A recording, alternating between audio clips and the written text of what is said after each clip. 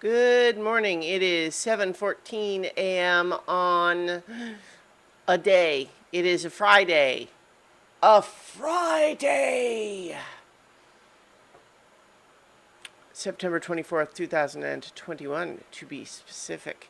And I'm Christiana Ellis and I just got up and this is 5 more minutes. It's true. It's true. I don't know what rumors you've been listening to, but they're all scurrilous lies.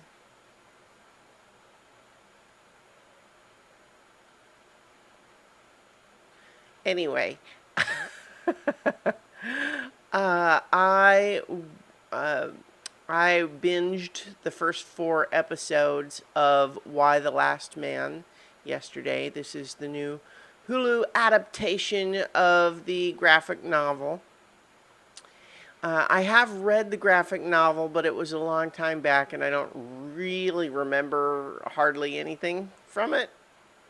So I'm more or less like watching the TV show and occasionally seeing things it's like that seems vaguely familiar, but I don't actually remember for sure.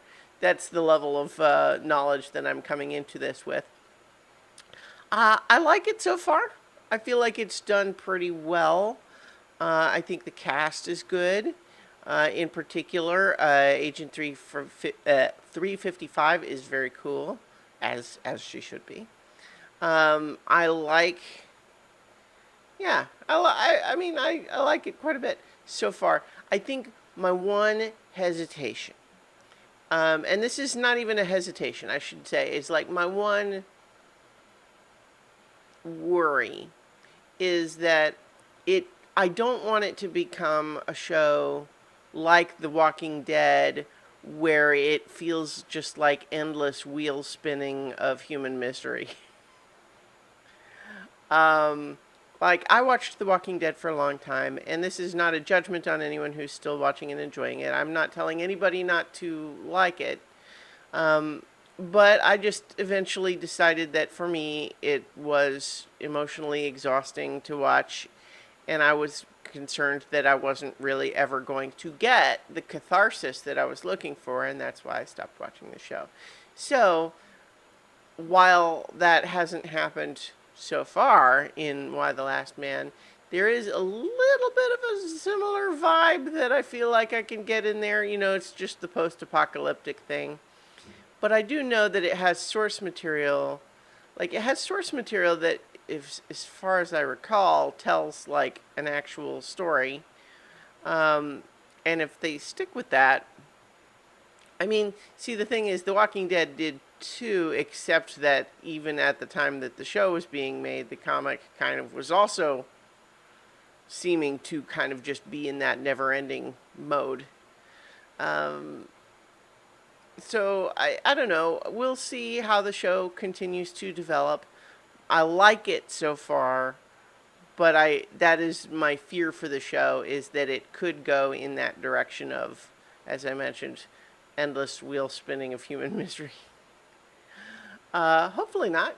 I recommend it so far. To be clear, I'm not saying that there's any sign of those things other than just, I guess, reacting like shows that have felt like that before have developed in a way I didn't like. So it makes me worry this one could, but it has not yet. Of course, it's only 4 episodes in so far, so we'll see. But I like it. Oh, just in case you are unfamiliar with the premise, I should let you know, especially just because certainly with the COVID pandemic, these things are more sensitive. If you're not familiar, the premise of the show is that there is a very strange sort of illness, I guess, that seems to more or less instantaneously cause every creature in the world with a Y chromosome to die rather horribly. And it's a bit fantastical in the sense that there's really no way that any illness that we understand could behave the way it happens on the show. And I don't just mean the idea that something couldn't target the Y chromosome, but the idea that it seems to just happen simultaneously for millions of people, and like there's not anything I'm aware of that works like that.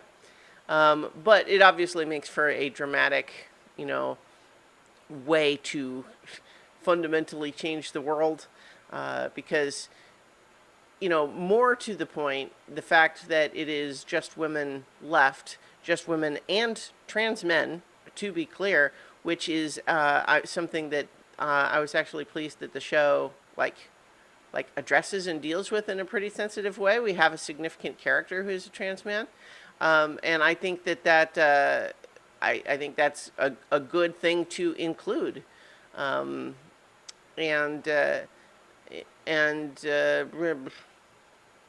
was I going with that? Oh, just the point being that that's the premise of the show, if you were unfamiliar.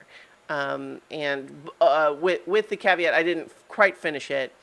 That happens to the world, and suddenly every person with a Y chromosome has died except for our main character, Yorick, and his pet monkey, Ampersand, who are both male, but don't die for some reason. And as far as we can tell, they are the only ones. Why are they so special? Gosh, we don't know.